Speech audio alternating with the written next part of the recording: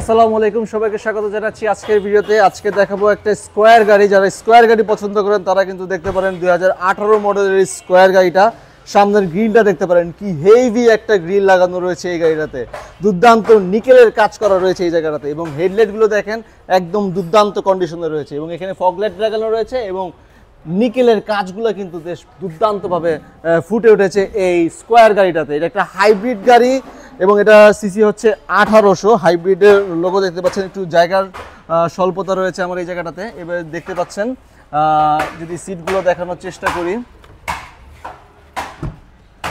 এটা একটি পুশ স্টার্টের গাড়ি এবং কফি কালারের ইন্টেরিয়র করা রয়েছে এখানে। এটা কিন্তু ডোর কিন্তু পাওয়ার ডোর হবে। আমি যদি দেখাই, দেখতেই পাচ্ছেন একটু জায়গা শর্ট। এখানে কিন্তু ক্যাপ্টেন সিট লাগানো রয়েছে, সিলিংটা কিন্তু ব্ল্যাক, এবং এখানে দেখতে পাচ্ছেন সিলিং টিভি লাগানো রয়েছে এই পাশটাতে। এই হচ্ছে গাড়ির ভিতরের অবস্থা। এটা যদি আমি টেনে দিই, এভাবে কিন্তু চলে আসবে একদম।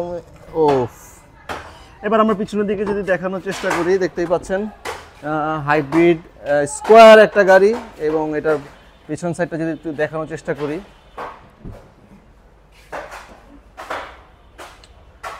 দুর্দান্ত কন্ডিশনে রয়েছে। জাপান থেকে যেভাবে আসছে সেভাবেই করে কিন্তু রাখা রয়েছে, এখন পর্যন্ত কোনো কিছু করা হয়নি। যেহেতু একটা হাইব্রিড গাড়ি, সেখানে তেল, গ্যাস বা সিএনজি করার কোনো ধরনের অপশন নাই বা দরকারও নাই। এখানে দেখতে পাচ্ছেন নিচে কিন্তু এক্সট্রা হুইল আছে, সব গাড়িতে আসে না, এই গাড়িটাতে কিন্তু এক্সট্রা হুইল এসেছে, এবং এটা কিন্তু পাল কালারের একটা গাড়ি।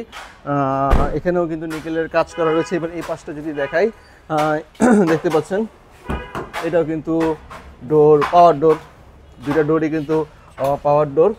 এবার যদি সামনের দিকটাও দেখেন, এবং পিছনে কিন্তু দেখতে পাচ্ছেন সিলিংটাও কিন্তু বেশ ফ্রেশ কন্ডিশনে রয়েছে, এবং এটা বেশ ভালো মাইলেজের গাড়ি এবং ভালো পয়েন্টের গাড়ি। চাইলে এসে দেখে যেতে পারেন গাড়িটার হাইব্রিড, এবং টায়ারগুলো কিন্তু দুর্দান্ত কন্ডিশনে রয়েছে। সো এই হচ্ছে গাড়ির বনেট। এবার আমরা একটু সামনের দিকটা দেখাবো, বনেটের পার্টটা।